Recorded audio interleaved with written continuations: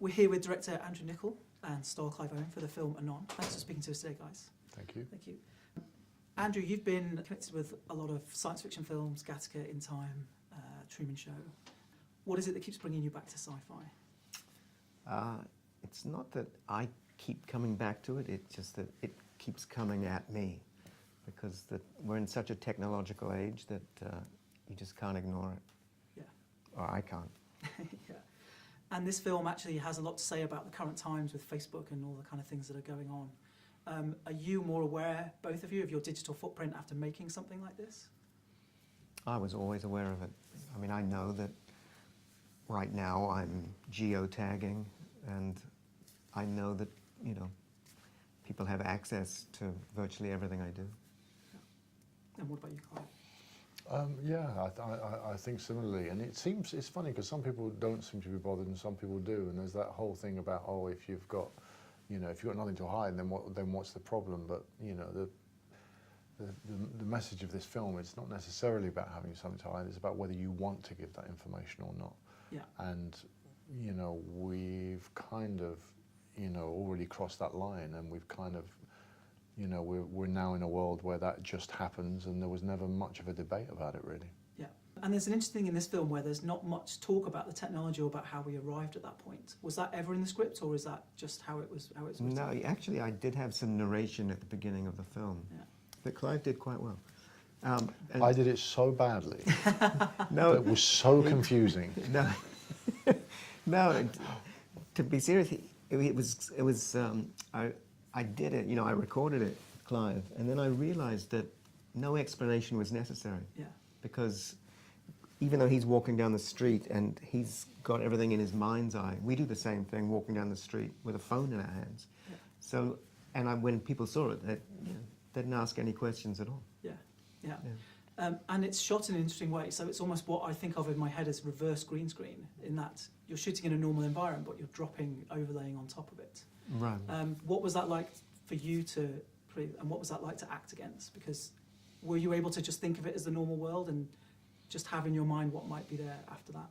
Well, I actually had to do some directing for once, because with this augmented reality, I mean, we can do that again with our phones today. You know, I can put a dinosaur in this room, and I can see it through my phone, or I can, you know, have some goggles and see it. But I just jumped across that technology and just put it in your head. But it is a very interesting challenge, you know, for Clive, because, you know, his character is afraid of rats, and I put a sea of rodents in his apartment.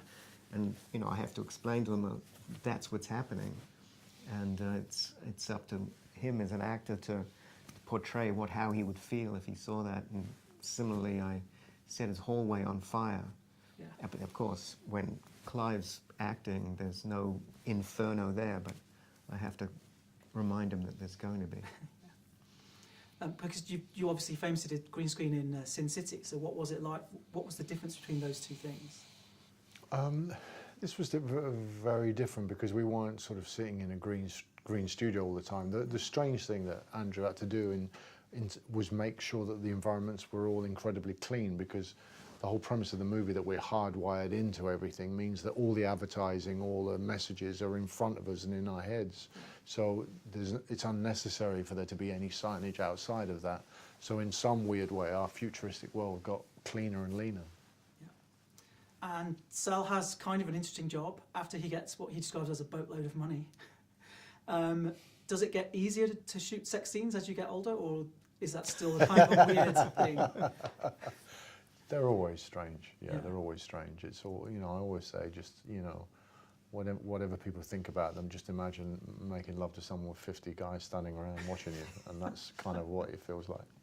Do you see yourself doing that in 20 years' time, in 30 years' time? Sex scenes? Yeah. Sure. It depends. Depends what weird films I do. And we've just seen a huge opening for Infinity War. You two seem ideally suited to be in the MCU universe, in my book. So when are we going to see that happen? I'm not in the superhero business myself.